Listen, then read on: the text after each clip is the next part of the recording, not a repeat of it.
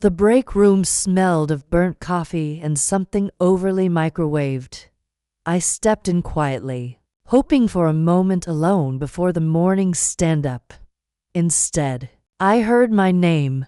"She says think like Tink," Daniel said, his voice curling around mockery. I half expect her to start talking about fairies next. "I think we should run the numbers." Laughter. Male? Familiar. I knew the other voice, Ben from analytics. He chuckled, not cruelly, but compliantly. I didn't speak. I didn't move. Daniel went on. "It's like she's doing a character. You ever notice? Half queen, half GPS." Ben tried to steer away. "She's sharp though. Claire trusts her with anything client-facing." "Oh, I know," Daniel said. "She's terrifyingly competent. Doesn't mean she's easy to listen to." I stepped fully into view. Daniel turned. His smile stuttered when he saw me. I walked past them, poured the coffee. Burnt, as expected. I stirred slowly, the metal spoon tapping glass in rhythm.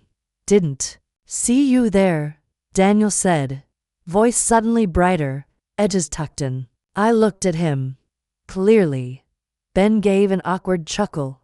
"Morning? Want us to clear out?" "No," I said. "I'll only be a moment." They lingered. The silence wasn't long, but it was long enough. Daniel's fingers twitched against his coffee lid. "You know, we were just mimicking my voice," I offered. Calmly, Daniel chuckled again.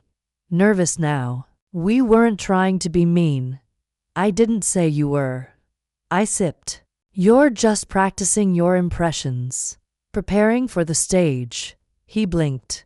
I let the silence stretch again, just enough to make him squirm. Then I turned to Ben.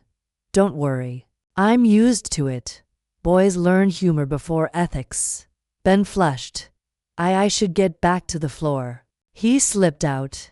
Daniel didn't move. "You know," he said, lowering his voice. I was actually trying to make a point about clarity. Like voice clarity. For presentations. "Were you?" "I mean, yeah. If you're going to lead a team, people need to understand you." I tilted my head. "You think people don't understand me? Sometimes your cadence is unusual. It's not about content. You're brilliant, but communication's half perception, right? And you perceive me as a joke." "No," he said quickly. "That's not what I look. Accents are a thing.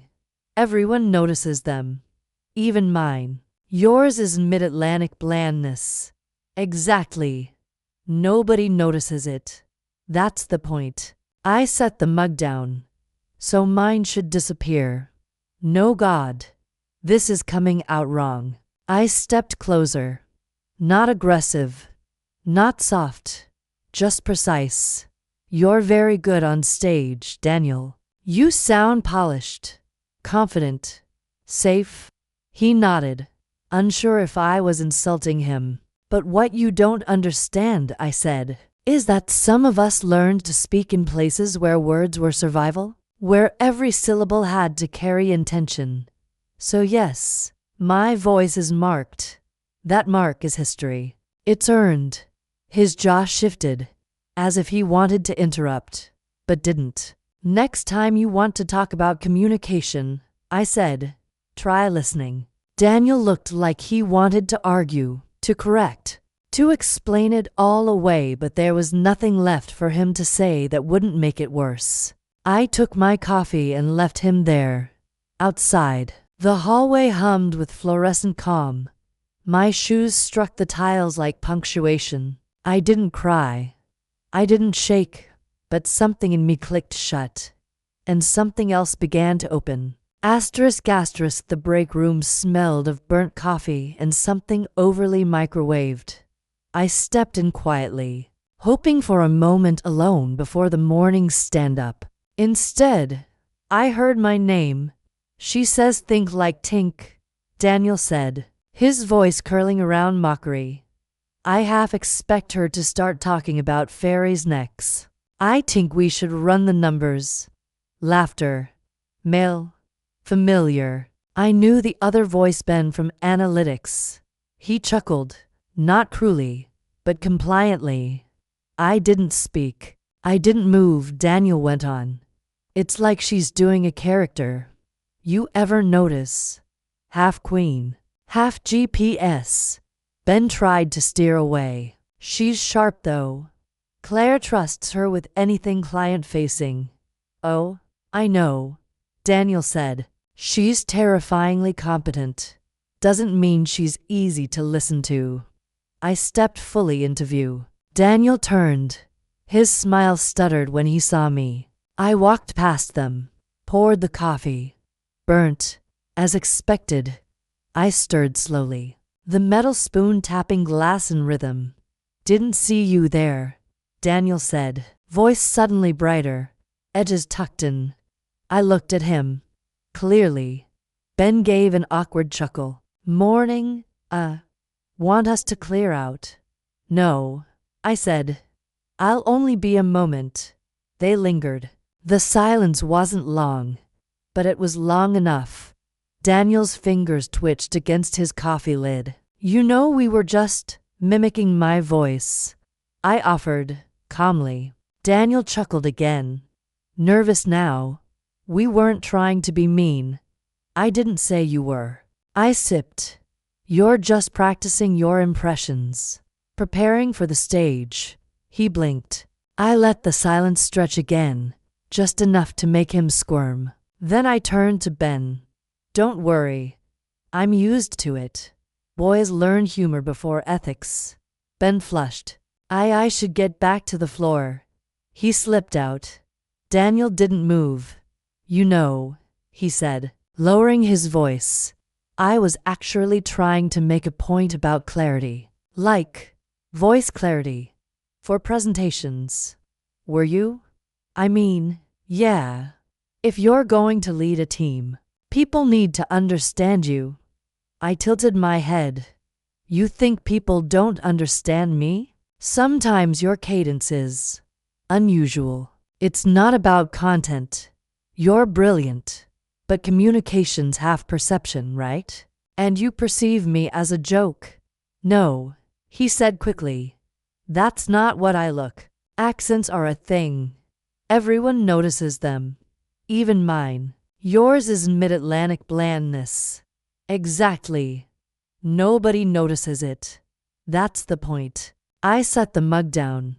So mine should disappear. No God. This is coming out wrong. I stepped closer. Not aggressive. Not soft. Just precise. You're very good on stage, Daniel. You sound polished. Confident. Safe. He nodded, unsure if I was insulting him.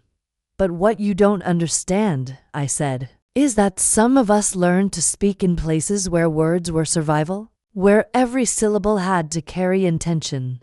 So yes, my voice is marked. That mark is history. It's earned. His jaw shifted, as if he wanted to interrupt, but didn't. Next time you want to talk about communication, I said, try listening. Daniel looked like he wanted to argue, to correct, to explain it all away, but there was nothing left for him to say that wouldn't make it worse. I took my coffee and left him there.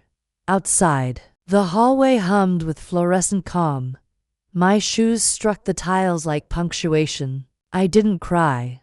I didn't shake, but something in me clicked shut, and something else began to open. Asterisk asterisk. Daniel stood at the front of the conference room, palms spread on the table like a politician trying to win trust he hadn't earned. So, he said, if we align campaign trajectories across verticals, we'll hit Asari. Let me rephrase that. He clicked to fast through the slides. Bullet points blurred. Claire didn't blink. She watched him the way a surgeon watches a flat line. I meant, Daniel continued, if we cross-leverage the engagement data from he paused. The Marlowe segment. Silence. I tapped my pen. Once. He glanced at me, desperate for rescue. I said nothing. Never mind, he muttered. We'll circle back on that. He moved on, stumbled again. I watched Claire watch him. Her fingers were still, her face expressionless. When it was over, she folded her hands. Thank you, Daniel, she said. Of course, he said too quickly as he sat. He shot me a look, half shrug, half plea. I returned it with nothing. Rough crowd, he muttered in the hallway afterward. You were unprepared. I wasn't. I knew the material. Reciting isn't the same as knowing. I got distracted by the content. He frowned. What's your point? Off script. You're hollow. His jaw flexed. Wow. Thanks. You present polish, not depth. He scoffed. You think you could have done better? I don't think. I know. Daniel laughed dry this time. You really believe that? Yes. You always sound so sure. Because I say only what I mean. He leaned in. You've been watching me. Ever since that coffee room thing. I said nothing. He stepped back, trying to catch me slip.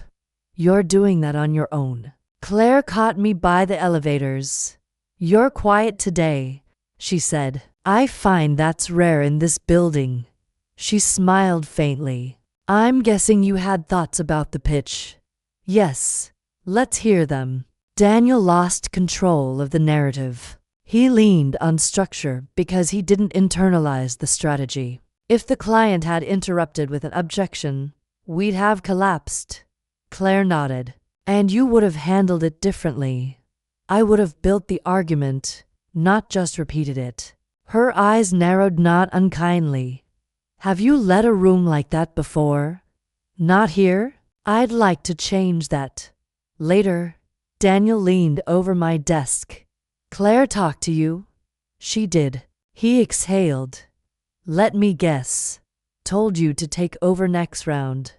I didn't respond. She's always liked you, he said. You're her dark horse. Quiet genius vibe. I'm not hiding. No. But you don't play the game. Not your game. Daniel rubbed his temple. I screwed up one pitch. It happens. It wasn't one. You've built a house of mirrors. They're noticing the angles. He looked at me then, something sharp behind his eyes. You want me out of the spotlight? No. I said calmly. I want you to earn it. Claire's office smelled like eucalyptus and ink. She gestured to the chair across from her without looking up. Shut the door, please. I did. She finished typing, then turned. You've been on my mind. I hope that's a good thing. It is. Sit. I did.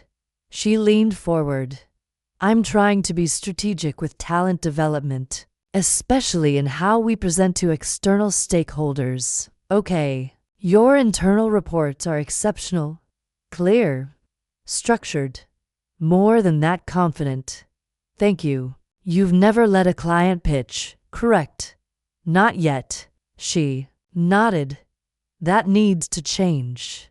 But first, I'd like your help. With what? She hesitated. Daniel. I kept my expression neutral. He's got presence, she said. But no grounding. After that Marlowe pitch, I started thinking, what if someone coached him? Someone who understands how to speak with substance. Why me? You have the voice of authority without raising it. Clients lean in when you talk. I've seen it in meetings. And you want me to. What? Fix him? Refine him? That's different. Claire smiled. You're not worried about stepping on toes, only if they're fragile. Her smile widened. It'll be informal. A few one-on-one sessions. I'll frame it as peer development. You interested? Yes. She blinked. Just like that? I said yes, not eager. Fair. You sure it won't be awkward? I'm never awkward. Daniel closed the door behind him. Claire told me. Good. She wants you to coach me. That's what she said. He scoffed. And you agreed. I did. Why? I looked up. Because I was asked. And you didn't say, hey Claire, he might not take that well. Your ego isn't my concern. He laughed once, sharp. All right then. What's the plan, coach? We start by throwing out your scripts. Excuse me. You speak like a PR release. It's empty. I've closed deals with that empty style and lost others. Marlowe, for instance. He crossed his arms. So what, you're gonna teach me to sound like you? No. I'll teach you to sound like yourself. If you know who that is. His jaw clenched. This is personal for you, isn't it? No, I said. It's professional. That's what makes it sting. I want you to explain the next campaign concept to me, I said, pen in hand. Now? Yes. I'm not prepped. Exactly. He rubbed his temple. All right. The campaign is focused on user retention through no filler. Just speak. Fine. We're shifting our messaging to speak directly to dormant users. We'll use life cycle targeting, personalized check-ins, and he paused. Shit. Keep going. And we're building incentives into the second and third contact points. Relevance over repetition. I waited. He met my eyes. That was garbage. No. That was real. You actually sounded human. He blinked. I slid the pen toward him. Now write that down. That's your core pitch. Next session. He sat straighter. I restructured the intro. He said, based on what we discussed. Good. Let's hear it. He recited cleaner, sharper. I stopped him halfway. You're slipping into the voice again. What voice? The one that's trying to sound smart instead of being smart. He exhaled. That's how I've always done it. Then it's time to change. He was quiet. Then, you actually enjoy this, don't you? What? Correcting me. No. I enjoy precision. Your resistance is just noise. He stared. Do you ever lose control? No. Never? Not where people like you can see. He nodded slowly. That's terrifying. Good, I said. Now let's begin. Asterisk asterisk again, I said. Daniel exhaled. We're doing this for the third time. Still not right. I'm saying the words. You're saying them like they're strangers. He glared. This isn't natural for me. Because it's not about you. It's about the audience. I'm trying. Try harder. He crossed his arms. Do you enjoy this? What part? Watching me fumble? No. I enjoy watching you learn. You sure? You've got this? Look. What look? Like you're holding back a smirk. I tilted my head. Am I? He didn't answer. Pause there, I said, stopping his rehearsal. You rushed that. I didn't want to lose momentum. Then speak with conviction, not speed. He paced. This isn't how I usually prepare. I know. I rehearse my lines. Get the timing down. And then crumble under pressure. He turned. You love twisting the knife, don't you? No. I stood. I prefer precision. Sloppy wounds don't teach. Daniel narrowed his eyes. You've changed. Have I? You used to be quiet, observing. I'm still observing. Feels different now. I smiled. That's because you're the one being observed. He sat down, rubbed his temples. This is exhausting. Growth usually is. I used to think you were just efficient. And now, you're strategic. Thank you. It wasn't a compliment. It sounded like one. He looked at me. You've never brought up the break room. No. You're not going to. I don't need to. He blinked. Why? Because I know you remember it every time. I correct you. Daniel was silent. I stepped closer. And every time you hesitate, every time your voice falters, you're punishing me. No, I said. I'm coaching you. The punishment is realizing I'm better at this than you are. He cleared his throat. Let's keep going. From the second point. He stood. All right. He took a breath. We're not just offering a product. We're offering proof that we understand their hesitation, anticipate their needs. Stop. What? Now? You're performing again. I'm presenting. No. You're hiding behind cadence. He leaned on the table. You think everything I do is fake. I think everything you do is rehearsed. He stared at me. And you? You never rehearse. I refine. Not disguise.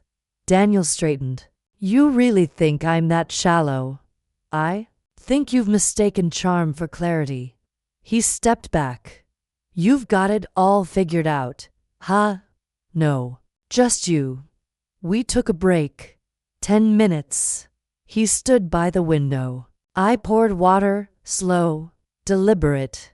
You know, he said without turning. When Claire said you'd be helping me, I laughed. Out loud. Nearly. And now, he turned. Now I'm wondering how many meetings you've watched me crash and burn. Enough. And said nothing. It wasn't my place. He gave a dry laugh. Now it is. Now it's productive.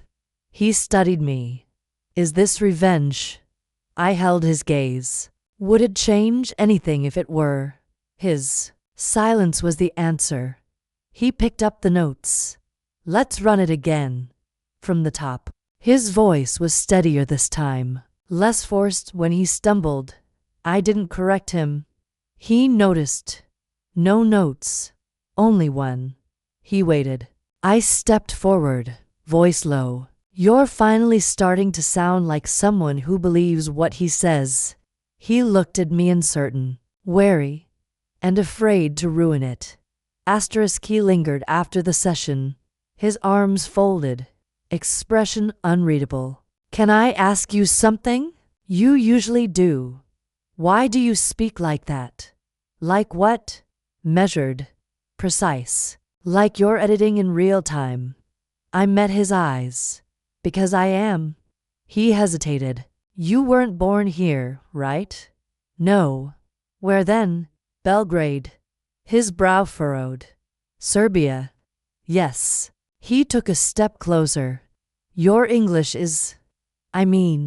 it's perfect. But there's this rhythm to it.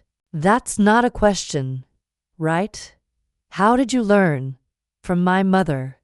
From textbooks. From television. From silence. Silence. When no one wanted to hear me speak. He blinked. I added, children learn fast when they're ignored. I had a Serbian roommate once. He said. In college. Was he loud? Daniel laughed. Constantly. And drank like it was cardio. Not surprising. You're nothing like him. I know. You're controlled. I was taught control. He tilted his head. By who? My mother. And the country we left. He watched me carefully. What was it like? Relevant. Yes. I studied him. It was gray. And loud. And cold in ways that had nothing to do with weather. Daniel didn't speak. I continued. Words were currency. You didn't waste them. You shaped them into shields. He nodded slowly. And now I use them as scalpels. So when you correct me, he said, you're what returning the favor? No. I'm ensuring no one else has to hear you fumble. Ouch. It's not personal. You keep saying that because it's true. But your tone, my tone, is deliberate. He stared. Do you ever just say what you feel? No. Why not? Because feelings are easier to dismiss than facts. He looked unsettled. That's clinical. No. It's effective. He sat down, gaze drifting. You know, he said, I always thought confidence looked like noise. Louder doesn't mean stronger. I see that now. I tilted my head. What do you see? You. I waited. You scare people. I don't intend to. But you do. Maybe they're not used to women who speak like knives. He half smiled. You don't even flinch.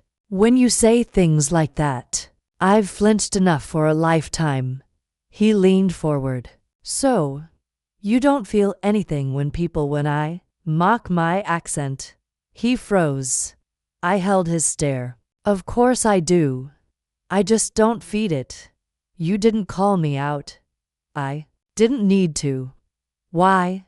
Because now you listen to every word I say. Daniel looked down, then back up. I do. Good. He stood.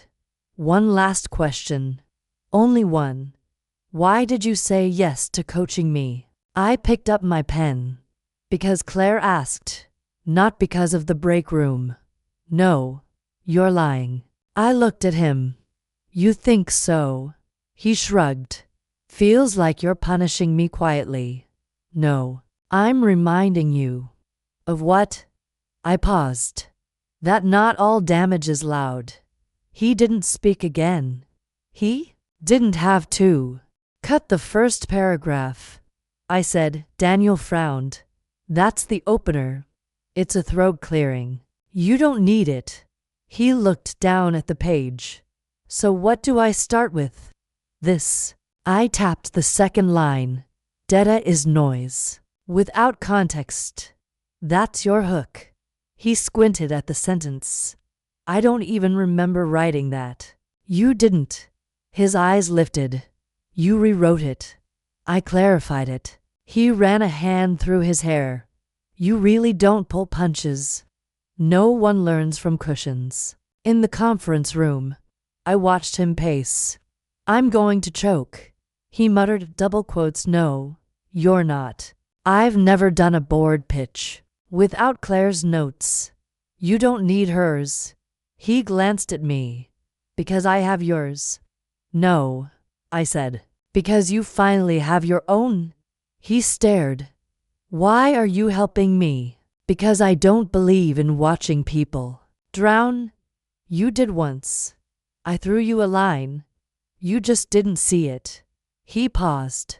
Do I sound like you now? No. You sound like someone who finally believes what he's saying. He straightened. Okay. We walked in together. He took the front. I stood back, clipboard in hand, just outside the spotlight. He cleared his throat. Good morning. Data is noise without context. The boardroom stilled. All eyes on him. As we expand the Northeast segment, we're not just scaling, we're refining. The numbers don't impress unless they inform. I watched their heads nod. He moved to the first slide, paused at the right beat, then resumed. Targeted outreach is no longer optional. It's survival. Every beat hit. Every breath timed. Every word had once passed through my hands. Claire leaned toward me, whispering, Did you help him with this? Yes, she smiled. He's never been this sharp. I didn't respond. She added, You to make a good team. I stayed quiet. Daniel pivoted to his closing. Innovation isn't invention, it's clarity. We've been chasing solutions. Now we build systems. Silence, then applause. Not loud, but tight. Sincere, Claire joined in. Impressive. I nodded. Daniel looked at me. He didn't smile. didn't wink, but his eyes said it. You did this. I blinked once. Nothing more. Outside, he caught up to me. Well, you didn't choke. That was surreal. Not to me. He exhaled. They liked it.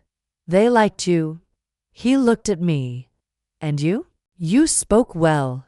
He nodded. You're not going to take credit. No. Why not? Because they heard you. That's enough. But they didn't hear you. They did. Through you. He fell silent, and I let him stay there, floating in borrowed eloquence. The auditorium lights were low, warm. Daniel stood center stage, sleeves rolled, tie loosened like he wanted to appear casual but meaningful. A spotlight burned gently over him. He smiled like he belonged there. We don't just speak to clients, he said. We speak for them. And if we want to lead, we need to reflect the world we claim to understand. I leaned against the back wall, arms folded. Diversity of thought, he continued, starts with diversity of voice. He paused. His eyes swept the crowd, then found mine. For a long time, he said, I thought good communication was about sounding polished, neutral, safe, but I was wrong. Another pause. Longer this time. Accent isn't noise. It's narrative. A few people nodded. Someone murmured, yes. Daniel smiled softly. Every voice carries the weight of where it came from. That weight is not a burden. It's ballast. The room hummed. I watched him speak words shaped in my cadence, smoothed by my corrections, sold with my rhythm. And he sold them well. You stayed, he said, stepping off stage. For the irony, he smirked. Was I that obvious? You always are. Still, it was a good talk. It was. You're not going to say more. Do you need more? He hesitated. I meant it. I nodded. That's new. I thought you'd roll your eyes. No. I've done enough looking. He glanced at his shoes. I gave you credit. Quietly. I didn't need credit. He looked up. Then what? Consequences. For what? For every time you used your voice to belittle someone else's. Daniel's smile slipped. Is this still about the break room? I stepped forward. It's about every room. He exhaled. I changed. You adjusted. Same thing. No, I said. Change is internal. Adjustment is performance. He looked past me. You think I'm still performing? I said nothing. He rubbed the back of his neck. So what now? Now they think you understand. And you don't. I know the difference between saying something true and living it. Daniel swallowed. You think I haven't grown. I think you've borrowed growth and stitched it to your suit. He winced. Claire approached, smiling. Brilliant. Daniel. He forced a grin. Thank you. She turned to me. You must be proud. Why? She blinked. He said what matters. Yes, I said. And he said it beautifully. Claire paused. Did you help him with that speech? No, I said. That one was all his. Daniel looked at me. I looked past him.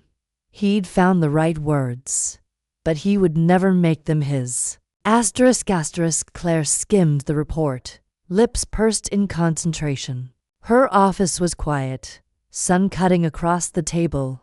You wrote all this yourself? She asked. Yes. She flipped to the appendix.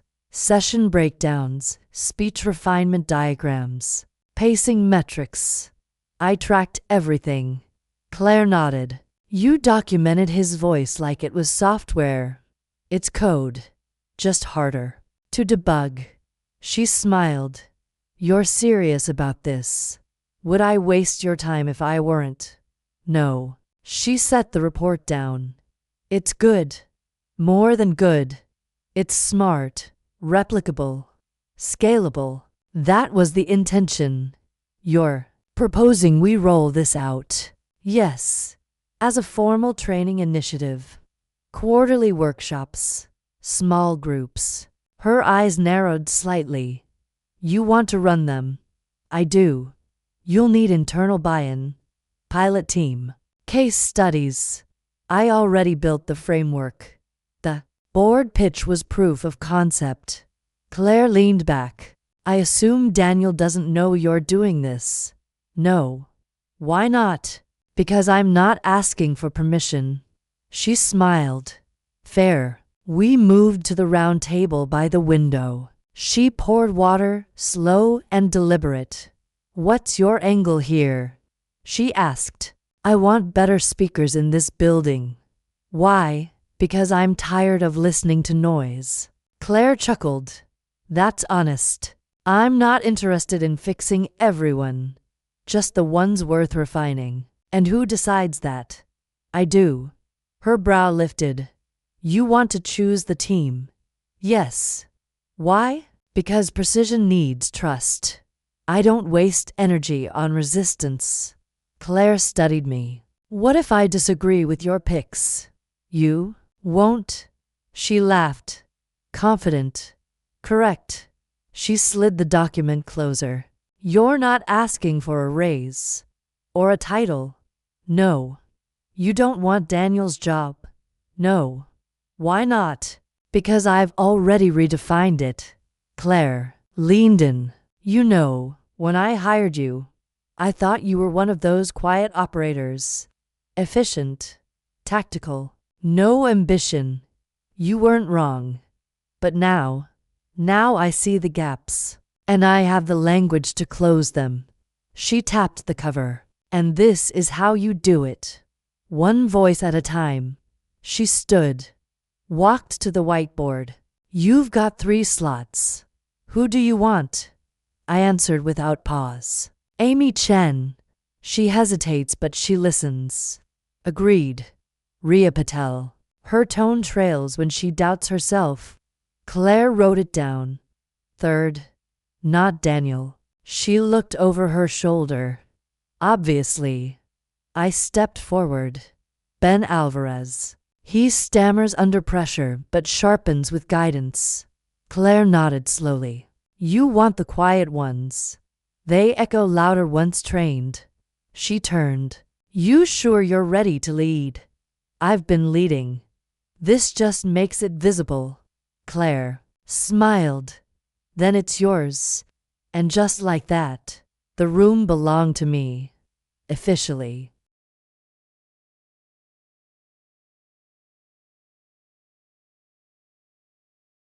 The final list went out Monday morning, and Claire signed off without a single edit.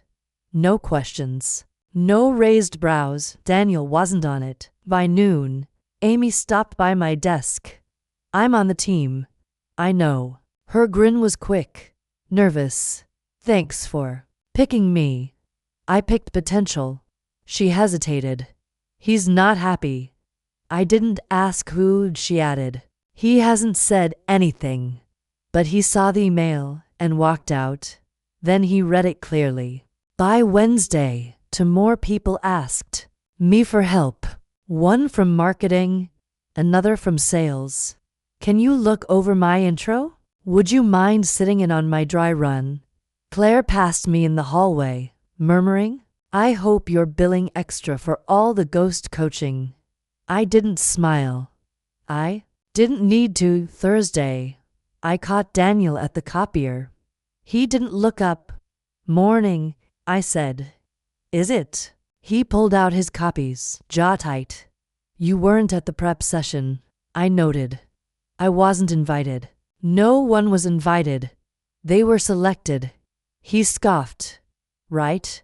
I made choices based on growth potential.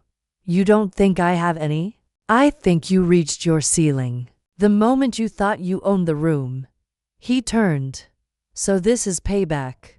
No. I said. This is balance. He stared at me. You really think you've won something? No. I stepped past him. I've simply stopped playing your game.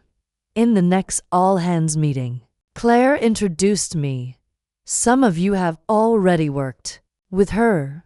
Some of you soon will.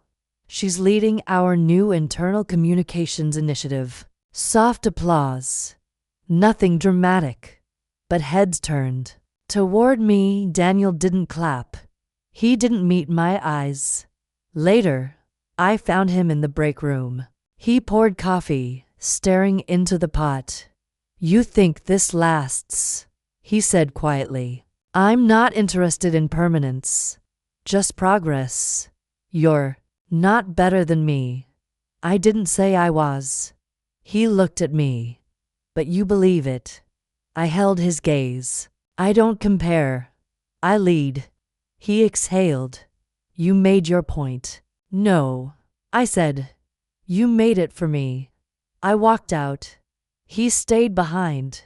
And this time, no one followed him. The conference room buzzed with quiet nerves shuffling paper. The soft tap of fingers on tabletops. I stood at the front, arms relaxed, voice steady.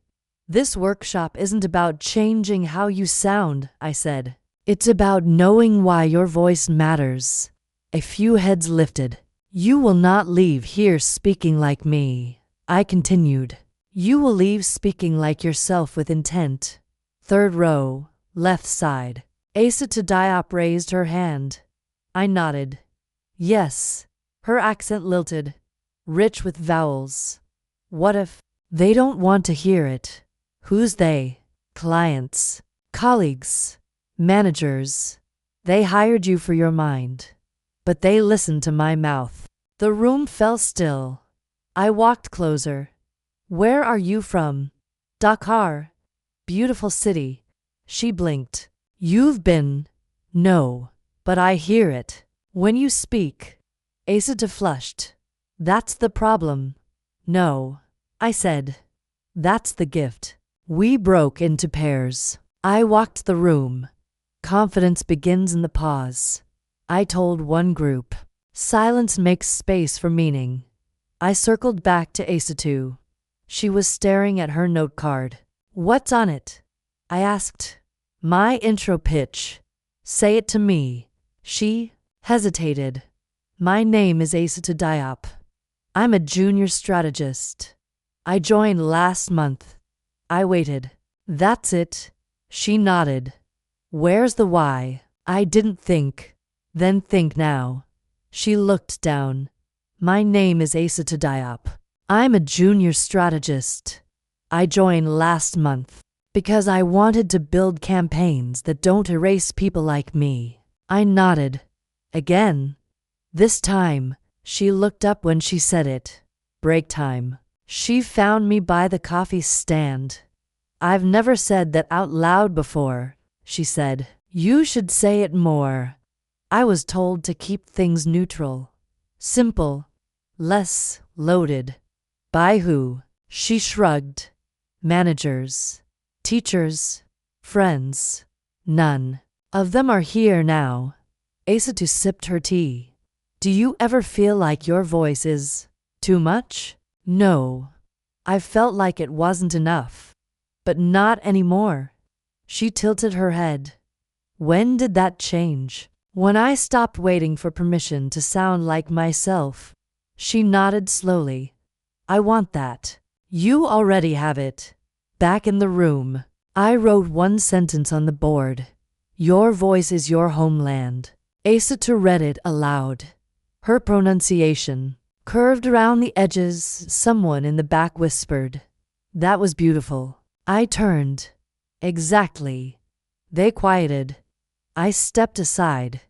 Each of you carries a geography no map can show. Speak from it. They stared. Some scribbled. Some sat still.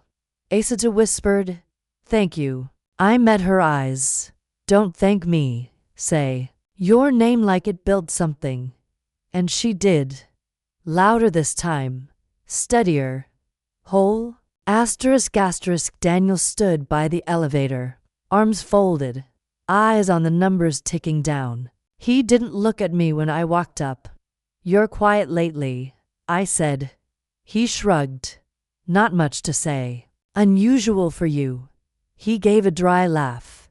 People stop asking for your input. You learn to save your breath. I pressed the button. Or you start listening. Is that what this is? Some enlightenment arc? No. Just air clearing. He glanced over. You never brought it up. The break room. He nodded. I didn't need to. Why not? Because I outgrew the moment. You're still in it. We stepped inside. Just us. He leaned against the mirrored wall. You've changed. No. I said. I've arrived. Daniel watched the floor count climb. I used to think I was the standard. You were.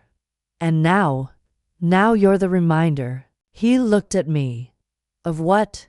What silence costs. The elevator chimed and I stepped out.